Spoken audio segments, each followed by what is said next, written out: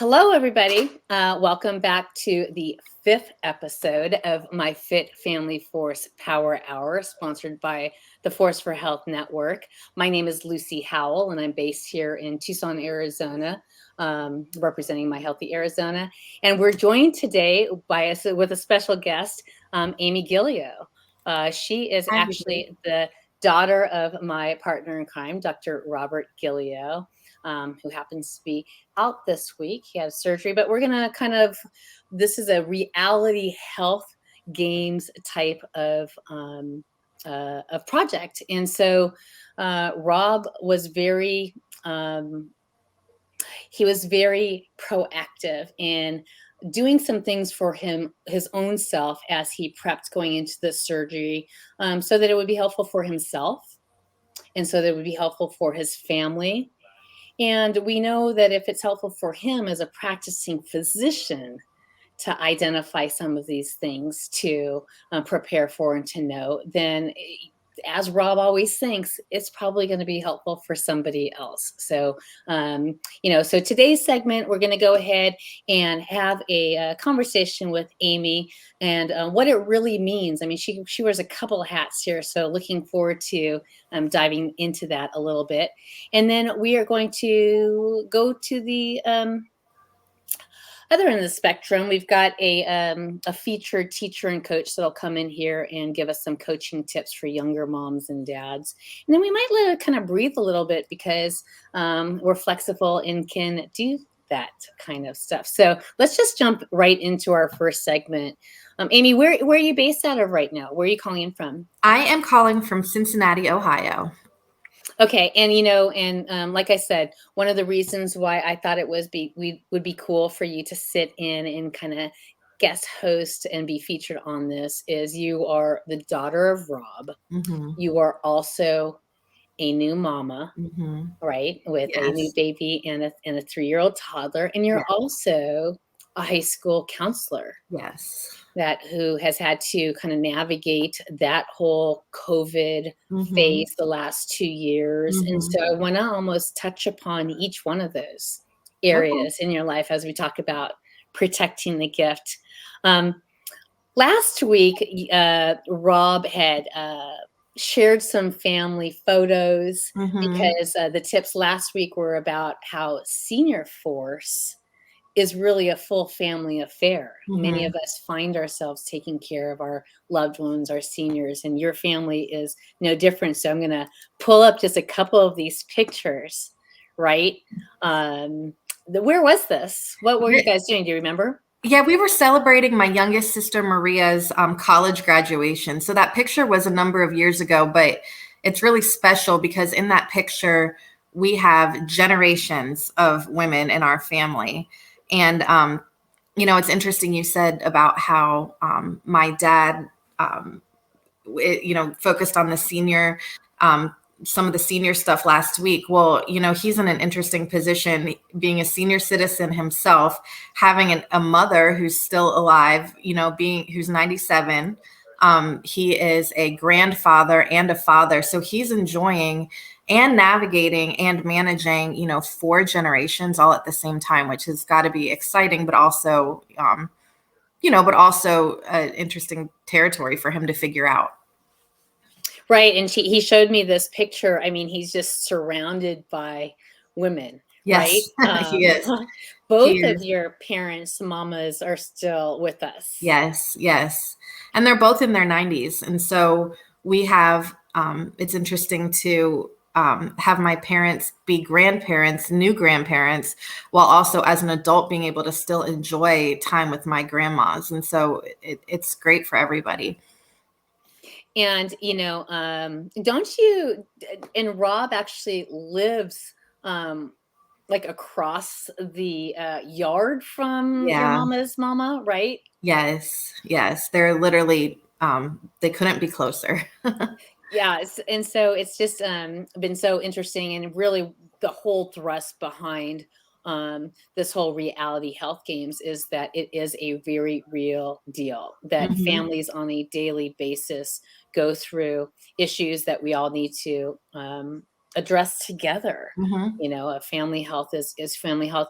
Um, Before we go into kind of your aspect of, mama and high school, I wanted to bring up what your dad did in the fashion that he actually is, right? And so one of the things that we talked about was he created this whole course, this whole learning challenge of, I think there's like 20 videos up at the Force for Health Network, so that if you are going into surgery, or if you have a spouse or family member going into surgery, this is literally, and you're talking about a physician who has over 50 years experience and is a Mayo Clinic trained physician that still had to do this mental checklist for himself and his family. And so I wanted to just maybe play one of those videos as to why he created this, and then maybe we can talk about it.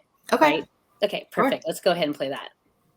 Dr. Rob at the Force for Health. We protect the gift of health. And if you're wondering why I made this course, it was to help me. Oh yeah, it was also to help others, but frankly, it was to help me because I have a surgery coming up, and I'm working through a checklist I got from the Mayo Clinic where I'm having my surgery done. And that checklist I found was very helpful to me, even though I've been a medical doctor for over 40 years now. The goal is to get a good outcome. And the only way to get a good outcome is to have a good team. And so this checklist works me through the responsibilities I have, the things I need to do in preparation, the things my family needs to do, the information I can have to really help my doctor and the care team do a better job, so that they don't operate on the wrong side, or they don't make a mistake with the anesthesia, that they're doing the best procedure possible for me, not necessarily the one the local doctor or the company doctor suggested. And it's all being part of a team, but it's also helping your team understand things. So my family and friends are filled with worried people that want to help.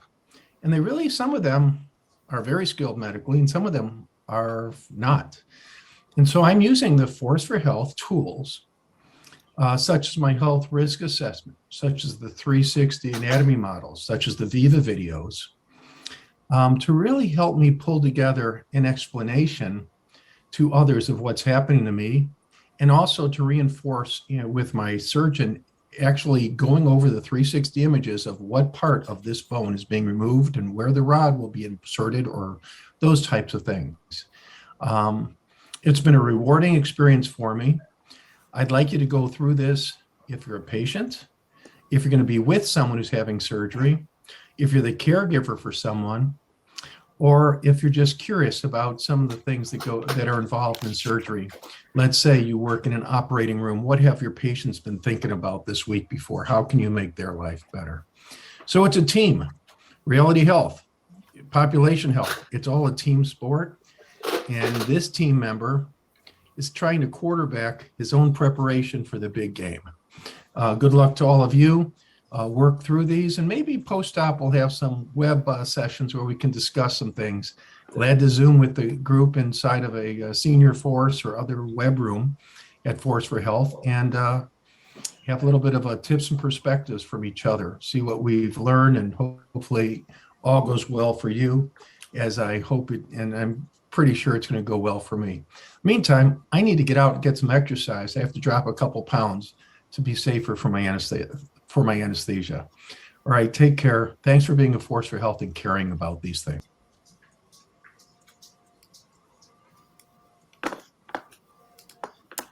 So that was your dad doing your dad thing, right? Does that surprise you at all that he does this type of educational, No. patient education?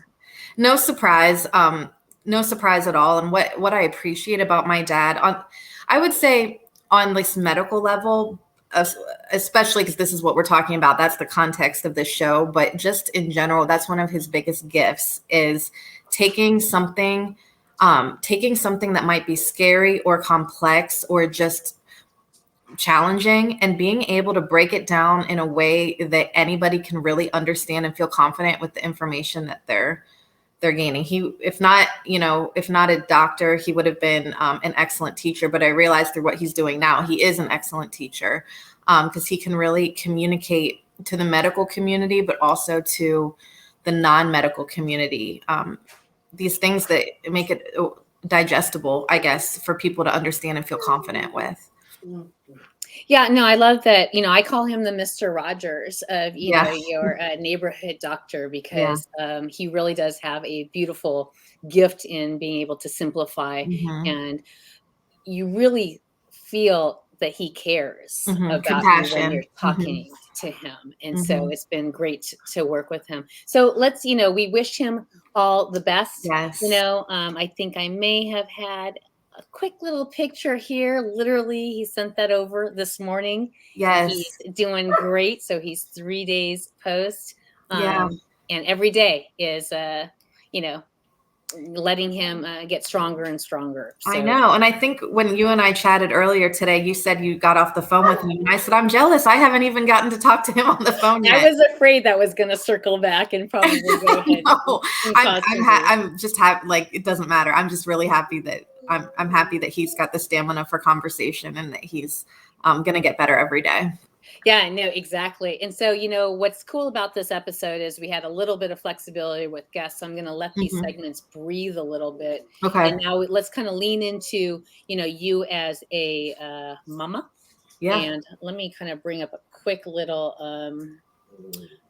you're probably going to hate me for this because this is probably from so long ago. It's so old, but what's really funny is that if you Google me, that's the picture that comes up on Google. And that's why I have it. So good. So anyways, so you are, like I said, Dr. Rob Gillio, who is the co-founder of the Force for Health Network, and you are also a young mom of 2, new baby plus 3-year-old toddler, and you're also a high school counselor in kind of rural Ohio. I threw this up there because it's always interesting how kids of high performers tend to find themselves in opportunities to also participate in programs that might. I think didn't you win like $15,000 or something? I mean, I did. Yeah, talk about that a little bit, because obviously your dad was pulled into Hurricane Katrina, and actually that's where Force for Health was kind of born and bred, right? Because teens there really needed some help in being able to survive and thrive. And there we see a little buddy coming in. Yeah, that's little Robert. Hey there, the joys of multitasking. Yes, so I'm gonna keep talking.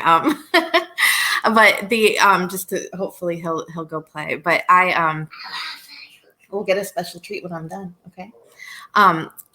The Hurricane Katrina stuff, really, as a high schooler, I have to say I wouldn't be without the leadership of my dad. I'm not sure that I would have pursued that scholarship on my own without a lot of support and guidance from him.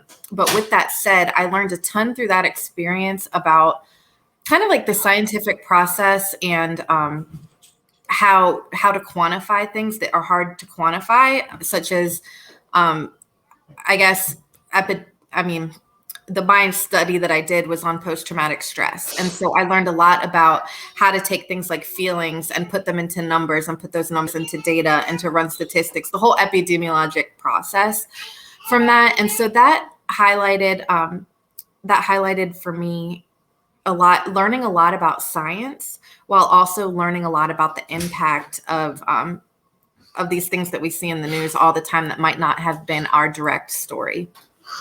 Yeah, and kind of framing it in such a way that from an advocacy standpoint and from a have to prove this to change a bill or status, right? Yeah, absolutely. Or the strengths of going through that exercise as opposed to just tweeting about it or, Exactly. I think that I had a more in-depth dive into that type of knowledge as an 18-year-old or 17 or 18-year-old that I won't say that it shaped everything that I did from that point, but that experience in itself provided me a really good foundation just in my approach in moving through college and moving through grad school, and just maybe understanding the system of, like, I like that you said advocacy, but understanding the system of advocacy a little bit better.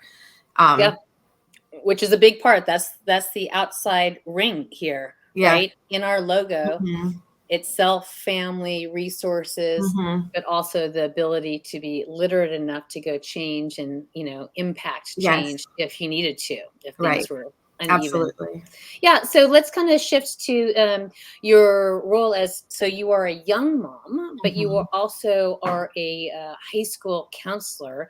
You're not going back because you're still on maternity leave Mhm. until after Labor Day. So share with me some of your thoughts, and maybe if you're talking to moms and dads and teens and seniors that are all coming together, going back to school. Here in Arizona, they've already started to go back to school, but I know in Ohio it's coming up. But what are some of maybe just 3 quick tips that you might want to share and keep in mind as we all lean in to be a little bit more supportive of each other as we play reality health games? I think it's funny because you're I feel like I'm being asked as an expert, and I'm on the daily trying to figure this stuff out myself. But I think that as a working mom and as just a mom of 2 young kids, I think that my biggest tip is finding a sense of balance, and with that balance, finding kind of partnering that balance with prioritizing. As a mom and as a woman, I think that there's a lot of for a lot of people, there's this whole like multitasking, like you're always running on this extreme. Like, I can do it all. I can feed this baby. I can raise this toddler. I can answer this work email. I can answer this work phone call. I can do this Zoom while getting my kid a special treat. I can, all of these things. And I think, and you want to have a clean house, and you want to have time to, exercise and like self-care and all these things. And I think that without a sense of balance and without a sense of prioritizing what's important in that moment, you can really, really lose yourself. And so I don't know if that comes with like a solid tip, but just like an acknowledgement of slowing down a little bit and thinking, I'm so tired. Like, do the dishes have to be done before I go to bed tonight? Or this person emailed me at 7:30 p.m. That's sitting in my inbox like this itch I can't scratch. But do I have to stop watching TV with my kid to get on my phone to answer this email? Like, kind of just like taking that slow approach to, is this an emergency, and what's the consequence if this thing doesn't happen right now? Because we're just wanting to be like, go, go, go. And I'm personally wanting to be like, go, go, go. And I think that the ability to, even if you physically can't slow down, to mentally slow down a little bit to gain that. So anyway, that was a really long answer to a short question. No, it wasn't, but it was exactly on point, and the type of content and the type of authentic sharing that we just want to include in these conversations on My Fit Family Force. Mama does oftentimes bear more burden in the household to maintain status quo, and yet also be this, workforce, leader, and entoggled 365. 24/7, the phone, which makes it very difficult. I think that, you also said something earlier in our conversations about just knowing when to delegate and just to be kind of more flexible with yourself. I think that delegation and flexibility are the 2 things that I personally struggle with the most, but I find so much comfort in talking with some of my friends about it, because I realize, like this right now, we're being, hey buddy, we're being very flexible. We knew that we were coming in on this. And I hope you don't mind that he's No, not at all. I have him sit on your lap if you'd like. We can multitask. Uh-oh. What was that? It's okay. That was all right. I think that for me, I like to have a plan for the day, or like a to-do list. And I find a ton of stress sometimes if things don't go in the same order or get done at the same time, or I don't know, stuff like that. And I'm realizing that I spend a lot of time stressing about things like kind of like I said before, that don't necessarily matter. And so I'm finding that delegating things at work has been a really empowering thing for me. I sometimes haven't trusted people to do some parts of my job that I want control over. But then I'm thinking, oh my gosh, anybody can actually learn this skill and do it. This isn't rocket science. And so finding ways to empower other people at work has been empowering to me.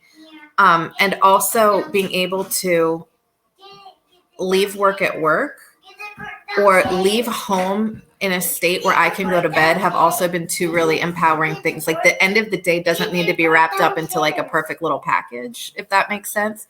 What? Yeah, no, absolutely. And I'm going to pull up a graphic that I believe kind of encapsulates, the three areas that I think you wanted to help convey, right? Just balance. Now, it's like a constant challenge, but balance will maybe come from when you're prioritizing things in the present. I really like how you said that, like you're in the present. So what is the priority here in the moment? I think that it's one thing that when I've been stressed while at work that I've had to remind myself of is my sister Anna, who you guys might know from other conversations with my dad, but my sister Anna is a general surgeon, and I know everyone's job's important, but when I think about the stress of my job sometimes, and then I think about the stress of hers, I'm like, oh my gosh, like she cuts people open for a living. I might deal with some angry parents, or I might have a window of a slice of opportunity to help students, but I get to hand them in a high risk situation to the team that handles that. And so I think about like prioritizing what to get so stressed about, because what I'm doing most days is not life and death. And if it is, I have a team that I can work with. And so, when I'm thinking about prioritizing stuff in the moment, that's part of it. Is like, what happens? What happens if this wasn't a good day? Maybe nothing. Well, I always say if somebody can figure it out themselves, then I give them the full flexibility to go do so. If they can do it themselves, you need to go ahead and train them to do so. I haven't done any of my kids' laundry since they were 10, 12 years old, because I taught them very early to do laundry. And so sometimes I think that falls into the delegation and the flexibility of, it doesn't all have to be on mama. Right? It doesn't all have to be on mama. And like, I talk with my students a lot about the natural consequences of things. Like if you don't do X, Y, and Z, the natural consequences, you might not pass this class, or you might have to retake this. You might not go to the college you want to go to, or like even positive natural consequences. I have to apply that to my own life of like, what are the natural consequences if I can't do it all today? Like, it's not the end of the world. Or if there's voices in the background, it's okay. We're gonna go with the. I'm trying. This is go with the flow, and Amy, I kept you on longer than I told you I was going to keep you on. Okay. But that's okay. So thank you so much. I mean, just to recap, of course, blessings to Dad, right? Yes. Special thoughts to Rob as he gets through. Again, if you do have any family members going through surgery, feel free to visit theforceforhealth.com. And, we've got some nice tips from Rob himself. He actually did a series on his actual procedure, if you really want to get into it and know. And then also just, remember, balance is important, prioritization of presence, and flexibility is important. So thank you, Amy, for joining us. Having me. Yes, I appreciate it. I may call upon you next week. Okay. And we'll kind of see. I mean, like I said, this whole high school counselor perspective and where we're at right now is really important. I'd love to work with you on our basics program and get your feedback and insight. I would love to talk about that, because that's been on my mind a lot as I prepare to head back to work in several weeks. So thank you so much. Well, once again, thank you, Amy. And so we're going to be right back after just a 60-second break. Just a special announcement from Daly's Pods, which is one of our strategic partners. They actually, here's Amy at the high school counselor level. Daly's Pods are a network of teachers that will teleteach and telementor on younger kids.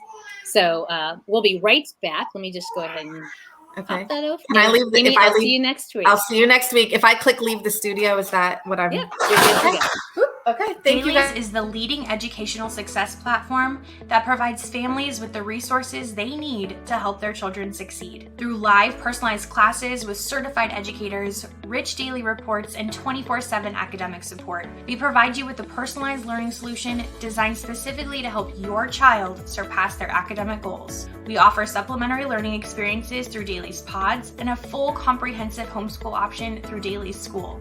Unlock personalized learning for your child with Dailies.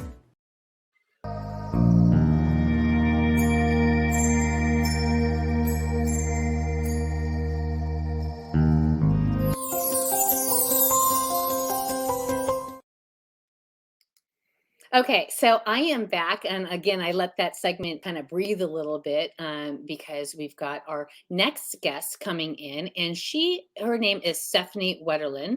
And Stephanie Wetterlin is, I'm calling her my featured teacher, coach, and mom. She currently works with Daily Pods, but we had a conversation earlier this week. And I said, oh my gosh, you have to come on our Fit Family Force Power Hour, because I know that there are so many families and moms and dads that are always seeking tips that perhaps could be really helpful as we kick off a new year, right? And especially since you've been so involved with acclimating young families and kids in this new kind of virtual online learning world that we're in. So Stephanie, welcome to the Fit Thank Family you. Force. Sorry that ran a little bit late, but again, That's we're being a okay. little bit flexible here. So tell our audience, a little bit about yourself, how you stumbled across Daily Pods, how long you've been teaching, and perhaps what brought you to this moment of being a teleteacher for young kids. Yeah, I've been teaching for over 15 years, I think it is now. At some point, you just kind of stop counting. But and I was an in-school or in-person brick-and-mortar teacher. Mainly the primary grades, first and second grade were kind of where I taught most of my time. I spent most of my time. And after the pandemic, everyone went online, and I had my second baby, who is now 3. And I wanted something else that I could do at home and not have to be away from my young little ones for so long. And I had an awesome friend named Jessica who has helped start Daily Pods. And I put my son into it, and he did it he's done it for the last 2 years. And how old was he when you had him start? He was 3. And why did you do it? Like, what was like the main reason? He wasn't going out because it was the pandemic and we weren't going out anywhere and letting him go see friends. So this was a way he could socialize with his, with peers and learn something other than his mom, who, even though I could teach him all the same things, he just doesn't like to listen as much as it does a teacher. And someone else. So he made friends, and he was able to learn. And it's just a fun hour of a time a day that he was able to do some schoolwork. And so he really enjoyed it. 3 years old. I mean, so many people would just think like, that's crazy. Like my 3-year-old would never sit in front of a computer. I mean, how did it go in the beginning? I was sitting right next to him for a good month or 2, helping him focus, pointing to the screen, just making sure he had all his supplies. And after a while, and at least the last year or 2, for sure, last year, he did it all himself. So he got more comfortable in it. And that's what I tell the parents, it is new, it is foreign to be sitting in front of a computer and not face to face with somebody. But give it a little bit of time, and they'll get used to it real quick. And now he doesn't want me in the room when he has classes. He doesn't want his sister in the room when he has classes. It is his time to learn. And I have a lot of other kids like that too, that they want mom and dad out. This is their control. This is their schooling, and they know it. And so they want to take ownership of that, which is really cool.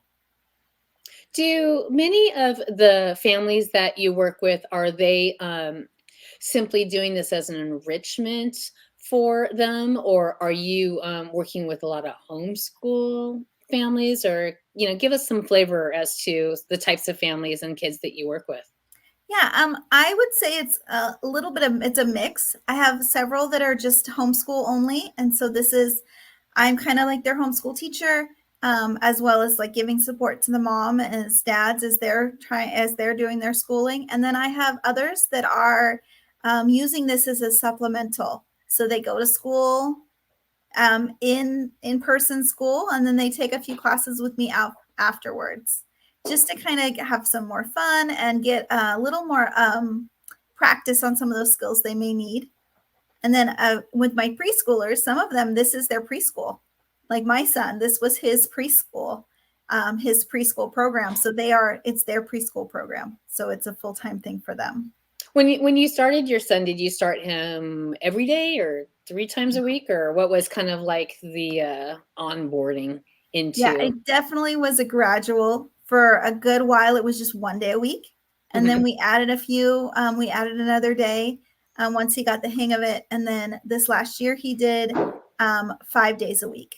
So he was doing 2 to 3 classes a day.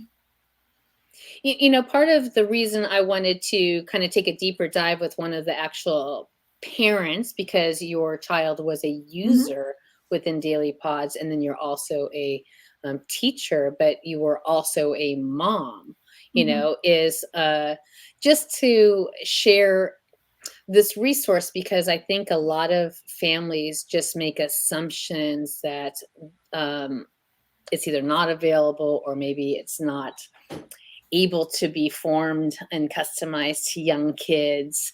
And so I just think it's fascinating that in the world that we live in, that we're having to accelerate this acclimation to online learning very quickly. So now you've got 4 and 5-year-olds that can easily share a screen or go grab a link or know how to sit attentively and not move, or right. I'm sure you have a lot of movement still. We do. But we give a lot of time for breaks, and we get them up and moving throughout the whole thing. So they're not just sitting in a chair for the whole hour.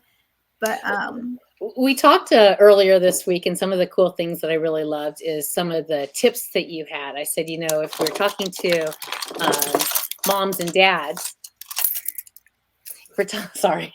We had a little interruption there. If we're talking to moms and dads as we lean into the school year, what are some of the things that you use in your own family to help bring balance? I think you heard a part of the previous segment with Amy, balance and knowing when to delegate. And I knew that resonated with you, because some of the tools that you use are done specifically for you to maintain your balance, right? So what are some of the things that we talked about earlier? I'll let you kind of say them. Yeah, one thing I do is I have kind of just a general schedule, especially in the summer, for things we're going to do for the day. I don't put a lot of times on it because we have to be flexible. Sometimes things happen and we don't get to everything. But here's like, I don't know, you probably won't be able to see this very well. Awesome. Yes, of course. I made, and I just wrote it out. And then my son, who is 5, my daughter's 3, she doesn't quite get this as much, but he'll just color in the square, and then he loves to draw. So he actually drew what each one was here. So he drew different things that represented to him so he could remember what they were. So getting kids involved in what their schedule is really important too. And we don't have to do a specific order of it. It doesn't go top to bottom, as you see. We haven't done learning time yet today, so that's still on my list to do later on. But we can just knowing it all the time. That's what we're doing. I mean, that's just the schedule of things that we will have done for the day. And I don't know if you're talking to me, I can't hear you. I'm sorry. I muted myself because we had some, yeah, exactly. So I was trying to show the walking time. So I thought that this was super cool. Let me just bring up a quick picture here, and then you can maybe speak to it. Yeah. Because when I asked you earlier in the week, and you said, I make my kids help me be accountable. We actually schedule our daily walk. In fact, we sometimes even have themes like a pajama theme. I said, oh my gosh, send me some pictures. So here are some quick pictures, right? Of a scheduled family walk. So yeah, every day or most days, I would say we usually get to 4 to 5 times a week. We go on a walk around the neighborhood, and it's usually right before bedtime. So it kind of gets those last little wiggles out before bed. And sometimes, like you see, my son's in the wagon. Other times my daughter is, and they're pulling each other, and they love it. In fact, last night it was getting to be late, and I was like, we're just not going to do it tonight. It's okay. And they were upset. They were like, no, we have to go on we have to go on pajama walk. And so that just shows that that's once you get that schedule and the routine down, they will hold you accountable, which is what I needed. I didn't want to go on the walk. I just wanted to stay home and go to bed early. And they were like, no, we are going on a pajama walk. So we did. We got out and we went on the walk. That's awesome. Yeah. One of the other things that I thought was fun that you said, if I kind of find this right here, exactly. So, I've got this. I thought it was cool when Stephanie was saying earlier that she actually lets her kids, choose the nutrition or the menu for the day. And she showed me this little file here, and I said, oh my gosh, show and bring it on the show so that you could literally show how elementary it can look, right? Yeah. So this is especially because I've got picky eaters, and I was tired of always choosing a food and then them not eating it and having to recook something again. So these are just things that we have in our house. I have the lunch menu in front of me, but these are things that I normally have, and they just take it. They take their dry erase marker. And I'll do this with my 3-year-old, but my 5-year-old can do it, and they'll pick, okay, well, I want crackers and cheese today. And I say pick 3 things. I want blueberries, and my drink I want is water. And so he'll circle them, and then I can use that, and I'll make his menu. And then it holds him accountable too, because then he can say, well, he'll often tell me, well, I don't want that. I was like, well, but you made your choices on the menu today. And I don't use it all the time, but it's definitely there as a tool when we need it, and it lets them have accountability and them have choice, which I found is very important in my household, is giving the kids that choice. Yeah, and remind me again how old your children are. They are 3 and 5. Got it. And I love that, because you're engaging them into the decision that they have empowered themselves into. And you're right, it's hard to back out of something that you chose to begin with. No, I think that's a great example. And then, you talked about, this kind of third tip of, keeping them involved or getting them involved. So I think I may have a couple of quick pictures here, because I thought that they were so fun. Let me just see if I can find them. Oops. Yeah, that was it. Yeah.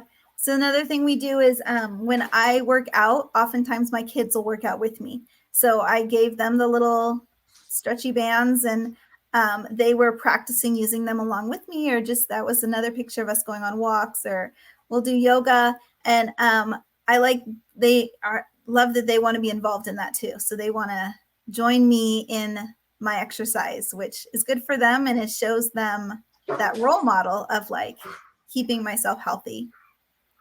Exactly. And, so like I said, nobody knows everything all the time in any way, shape, or form. And I do feel like, this whole Fit Family Force initiative and project and intention is just to bring, the everyday challenge and woes, like you hear my dog in the background.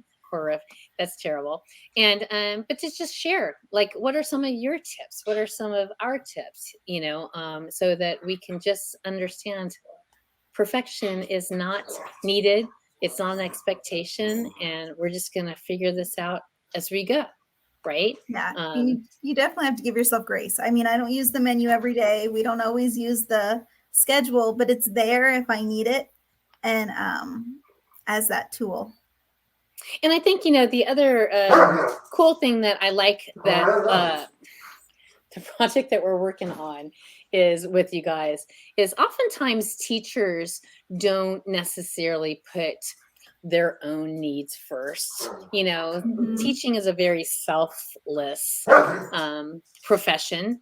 And I know my mom, she was a teacher for more than 50 years. And she held on to a lot of her stress. She came from the Philippines. It wasn't really a natural thing for women to own their health and go to the gym or kind of consciously put their health efforts as a priority. And she suffered from it. I mean, she had very high stress levels. But so we launched this program with you guys, right, with teachers. And right now we're in the middle of a 1,000,000-step challenge. And I'm happy to report out of about 8 teams right now. The Dailies teachers team is in first place in terms of percentage of the 1,000,000-step challenge that we've got going on. So kudos. And I know a lot of your steps are actually working towards that total. So yeah, it's fun. It's yeah, fun having that accountability there too. Do you have any quick tips for teachers out there in this whole kind of notion of health and making sure that their energy and balance is, it really kind of dictates the student experience, right? Yeah, I agree with the one that was on before. You definitely have to take time for yourself. And that's hard for teachers to kind of give that, like, nope, I have to do this for me. And, this is what I need. Because if you take care of yourself and your family, then it is passed along to your students too.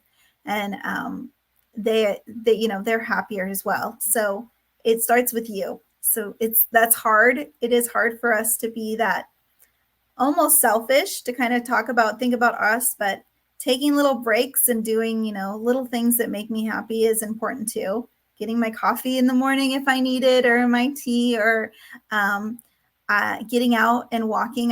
When I was in person, I like to walk around the track with a friend at lunch. And that was really just to clear my mind and kind of let those stresses of the morning go, and then be ready to teach the afternoon. So little things like that can go a long way.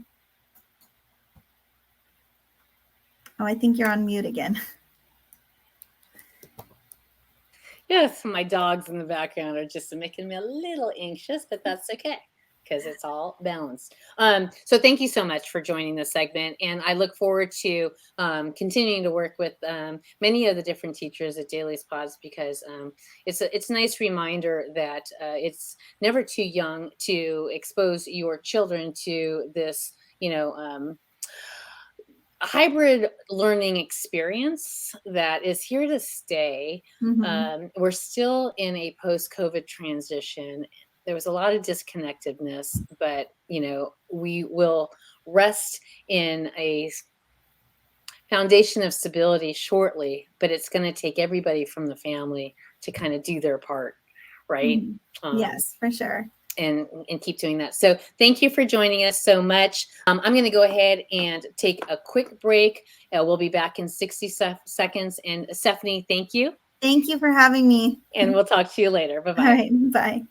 Dailies is the leading educational success platform that provides families with the resources they need to help their children succeed. Through live personalized classes with certified educators, rich daily reports, and 24/7 academic support, we provide you with a personalized learning solution designed specifically to help your child surpass their academic goals. We offer supplementary learning experiences through Dailies Pods and a full comprehensive homeschool option through Dailies School. Unlock personalized learning for your child with Dailies. Okay, so we are back, and like I said, we are always addressing important issues within the family. The tone this week is really about surgery.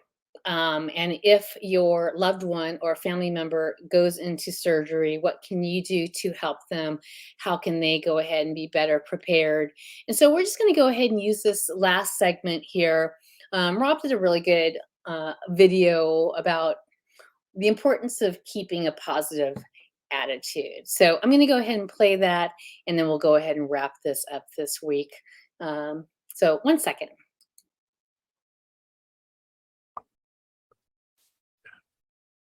People that have something to live for are more likely to live through a challenging time.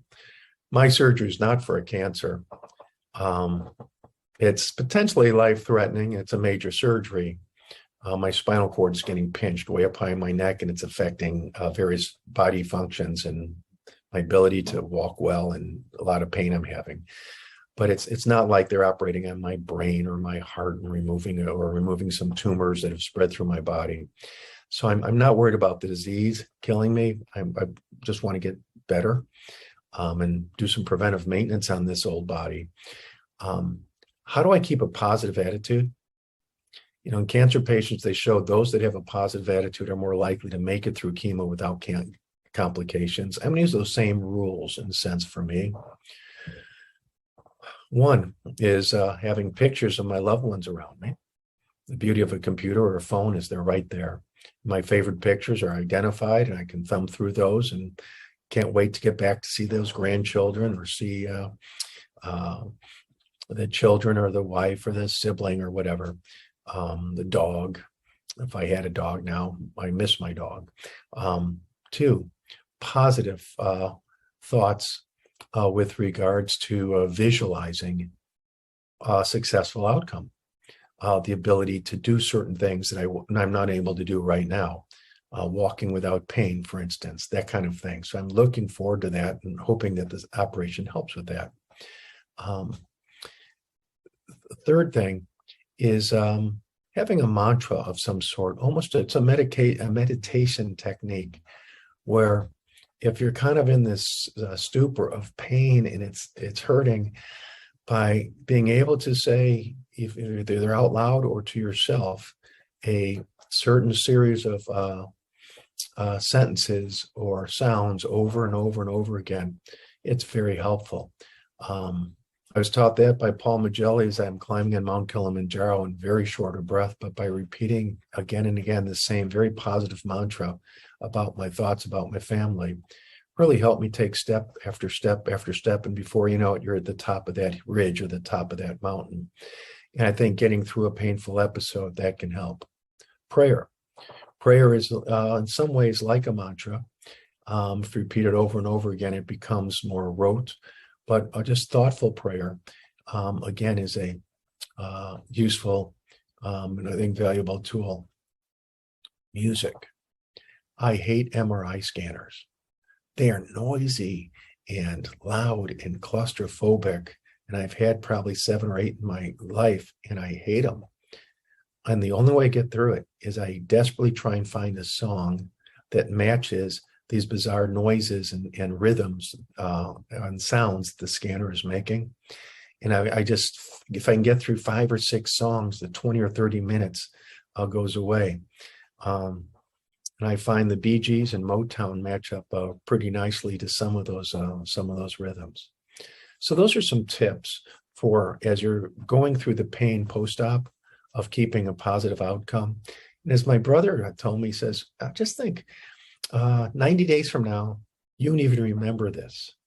You'll say things like, yeah, man, that was a rough surgery, but you won't remember the level of pain you're in. Just remind yourself that 90 days from now, you won't remember this. So kind of be in the moment. You've got pain, and maybe you can use it to appreciate what other people have gone through, what war heroes have gone through, what firefighters or burn victims or whatever. But you can think of it as being something that will soon be in the past, even though you're in the present. Okay? Pain control with thoughts, mantra, song, prayer, pictures, and being in the moment and knowing that that moment will soon pass. I hope that helps. I really do hope it helps. All right. Be a force for health. Protect the gift. Good luck. So as I wrap up this 5th series, this 5th episode in a series of 10 for moms, dads, teens, and seniors that want to lean in and play the reality health games where you can move, learn, serve, and earn for points, badges, prizes, and recognitions. I wanted to just remind everybody that we've got some cool new challenges over the site. Also, if you want to really lean in, and every month we highlight some awareness month issues and topics. And Rob has gone through and actually created anywhere from a 4 to 7 minute video on using the 360 Human Explorer tools that we have to really take a deeper dive as to what is psoriasis, or when we're talking about children's eye and health safety, what should we know, or what is gastroparesis, or why does immunization matter? August is the awareness month for all 4 of these. And in fact, there's one more on here, National Breastfeeding Month as well. So if you wanted to go earn your August Calendar Champ badge, you can go visit, again, theforceforhealth.com, and we've unlocked both July and August. August had some interesting topics with juvenile arthritis, cleft and craniofacial issues, Group B strep, cord blood. So those are all open and can still be achieved. But of course, we are now in August. So I'll go ahead and kind of take that off right now and wrap it up. So again, if you are a mom, dad, teen, senior who is interested in perhaps increasing your health literacy, who's interested in perhaps connecting with other families that are looking for ways to motivate their own family members to move, learn, serve, and earn, theforceforhealth.com has plenty of free resources. We also have a upgraded option for those who want to maybe invest $1 a day and become Force for Health ambassadors and really have the full access to our suite of tools and resources to help you play. If you do decide to play in the Reality Health Games, we go live with some actual community-to-community competition October 1st through May 31st. So we're trying to create this real live virtual health competition, both organization to organization, maybe a regional market to regional market, and perhaps even state to state.